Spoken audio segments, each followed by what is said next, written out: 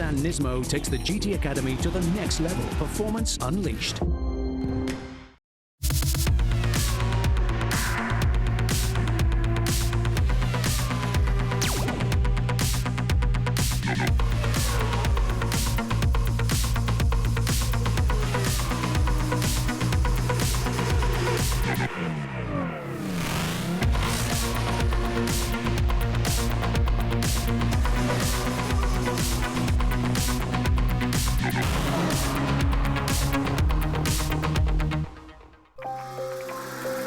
In the space of just 5 years, GT Academy has gone from a gaming experiment to being the world's most innovative driver selection program. In that short time, GT Academy has taken 10 gamers out of the bedroom and put them on the track. Each GT Academy winner is given a rigorous fitness and driving development program, which has turned them into professional racing drivers who compete at international race meetings all over the world, taking multiple podiums. Over the next few weeks, we will follow some of the winners as they take the next steps into consolidating their careers as pro racing drivers. We'll also go to Silverstone and to Race Camp to discover who will be this year's GT Academy winner and embark on a journey that will change their lives forever. This is GT, the next level.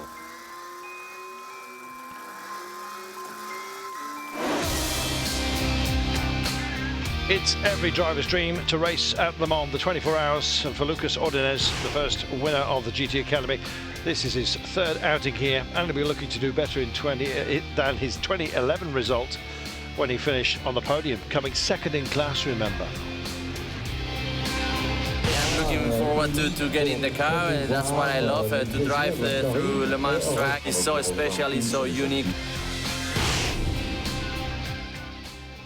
Well, for former student Jan Mardenborough, this will be the first time he races at Le Mans since becoming a pro. I came here in 2011 to watch Lucas Ordonez race in his first Le Mans, so to be back here 2 years later actually competing, it is amazing. Well, since winning at GT Academy, Lucas and Jan have been part of the Nismo Athlete Driver Development Program and have become professional racing drivers. This year, they have the opportunity to drive for the experienced Le Mans race team Greaves Motorsport, competing against 20 other cars in the LMP2 class, helping Lucas and Jan adjust to the rigours and conditions of the race. Team manager Jacob Greaves, ex-Formula One performance coach and GT Academy performance director Simon Fitchett, and a star of Super GT Circuit and Le Mans, the veteran Michael Crum. Prior to the race, the Nismo athletes and their team are in Le Mans for 5 days of testing, scrutineering and qualifying, not only to acclimatise themselves, but also to get race ready. Fantastic day here. No, Monday of Le Mans is very special as always, and all the teams have to bring the cars into the town, and all the fans are here around the place, and it's fantastic, no? So our kit's got to be checked, the car's got to be checked by scrutineers down in the village, which is quite nice for the fans to come down and see all these amazing cars. It's my third time, and I still have many things to learn in this race. It's so special, it's so unique. We've got a strong pairing for here at Le Mans. All of us are very close together. Michael Crum as well, we're quite close. Regarding to times from the test day, yeah, looking forward to seeing what we can do together. Lucas, since he won the GT Academy, he's come a long way. He's got great speed, great experience, and he's a very professional driver. He has been on the podium here, actually. So we have to actually learn from him and say, hey, how do you put an LMP2 car on the podium? Jan, we have a different case because it's his first Le Mans. He's been thrown in the deep end a little bit here, but on his first laps out here, I was so impressed. How far he's come in the time that he's come is really quite unbelievable, to be honest. It's almost surreal. And not only is he coping with it, he's managing it very well, and he's performing under pressure. So a proper normal team, and there's nothing, you know, people always say, you're driving with these gamers, how is that? And I said, I don't really know, because I don't consider them gamers. Well, as the team settles in, the weather conditions worsen with thunderstorms forecast over the next few days. Track time could be severely limited. This will not only make the task of testing the car and qualifying a much harder prospect, but it'll also change the Nismo athletes in maintaining focus. It's sunny 1 minute, raining the next. The weather forecast for the week ahead is supposed to be brightening up, but we'll have to wait and see. The last few days they've been really busy with all media stuff and signing on, getting all their kit checked. They just really want to get in the car now. And now it's about composure. They're going to be excited, they're going to have adrenaline pumping. They need to be able to manage that when getting in the car for the first time and not getting out on track and woohoo, you know, they need to, right, man on track, let's see where the car is. But they're both experienced in that way, so they're not going to have a problem. We've been here since Sunday and all three of us have been itching to get in the car, so yeah, looking forward to it massively. It's wet here, so to make it a bit interesting, work on a wet setup. Pretty excited, no, to finally go on the car this afternoon. Yeah, looking forward to it and to have some laps in Le Mans, which is always positive. With Lucas away from the track, he's great fun to be with. Same with Jan as well.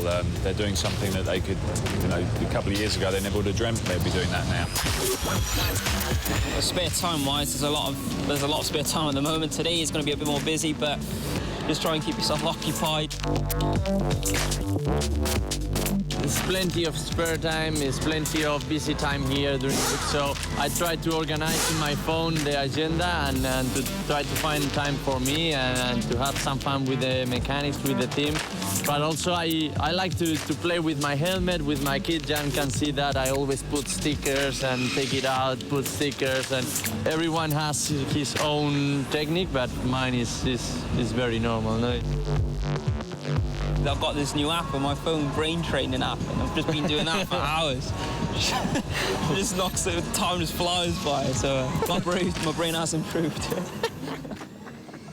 Well, although track time has been hampered by the weather, Lucas and Jan remain upbeat heading into qualification. With the track still damp from the weather conditions, the team will have to take it to the track at night. For Le Mans, there's 3 2-hour sessions of qualifying. The fastest time from those sessions for each class denotes your position.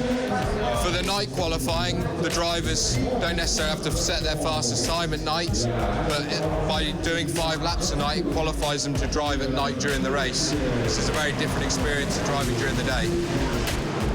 I have to say that I love it. No, I love to drive in the night, if it's not raining hard. But it's an amazing experience. No, I can't describe how I feel in the car. No, at that speed in the night, everything goes so fast, and it's really exciting. And you know, for me, it's the best time for at Le Mans. Well, despite less than ideal track conditions, the session gets underway as normal. Lucas is currently in the car and I'm about to get in after him and then Michael after, so yeah, it's for me the first time I'm going to be driving in the night time here at Le Mans, so it's pretty exciting, so yeah, really looking forward to it. We want to be up the front, obviously, in qualifying, so we're not caught in traffic early in the race, but the main importance is to have a good stable car that's good for all 3 drivers for the 24 hours. And as the track starts to dry, all 3 drivers complete night qualification. They only have 2 more sessions left in which to log their fastest lap times for a position on the grid. It's good we've qualified, it's a job ticked off the list, so we don't have to worry about that tomorrow. We can just push on with our programme and work on the car setup and maximise the car tomorrow ahead of the race on Saturday. Next morning, any chance of improving on night qualification dashed as the weather gets worse. All hopes of a fast time and a high place on the grid rest on the 2 hours of final qualification. Now we're into the 3rd and final qualifying session, which for us tonight is absolutely crucial because we had a wet session last night. We had a wet second session earlier, so we haven't been able to improve on our time from last night. So it's absolutely essential it stays dry tonight, because with the changes that we've made to the car, it's obviously going to help us to go faster. So then we stand a good chance of climbing back up the order and getting a good position for the race on Saturday.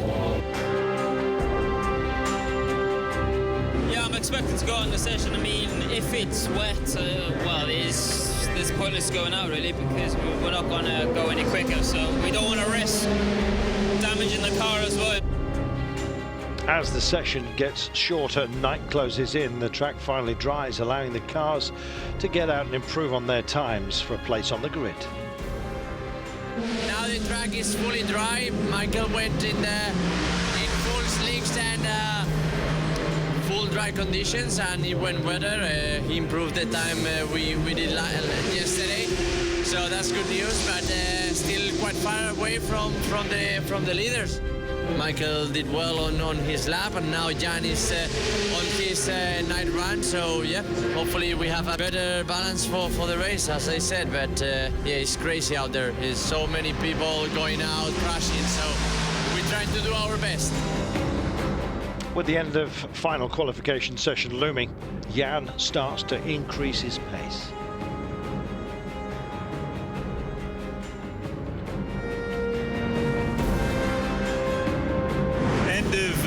Third and final qualifying session, and Jan has put the car on 12th, which is absolutely fantastic.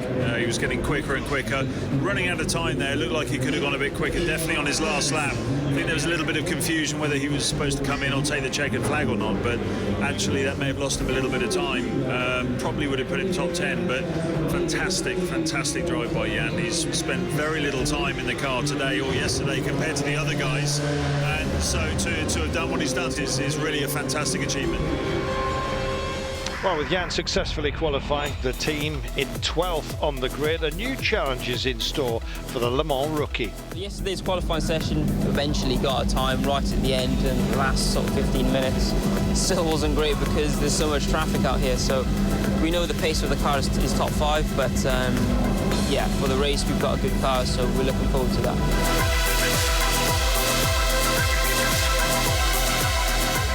The driver that has the fastest time in qualifying has to start the race. So there's no option. Jan will have to start. I think it's going to be no problem. It's going to be a great experience for him to do that. It's my first time I'm going to be starting at Le Mans. It's a privilege to be able to do that.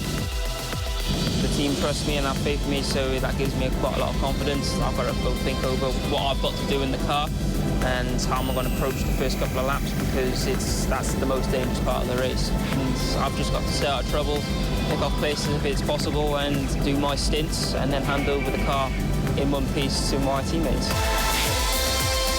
My parents are here for the first time at Le Mans, here to support me for my first run here, and yeah, it's great to have them here.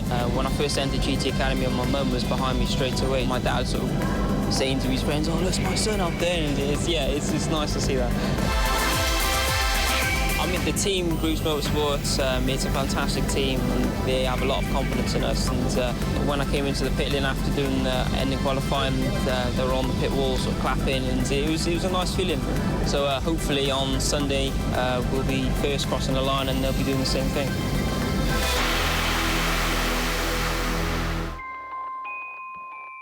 Coming up next time on GT The Next Level, Jan and Lucas take to the track of the Le Mans 24 Hours.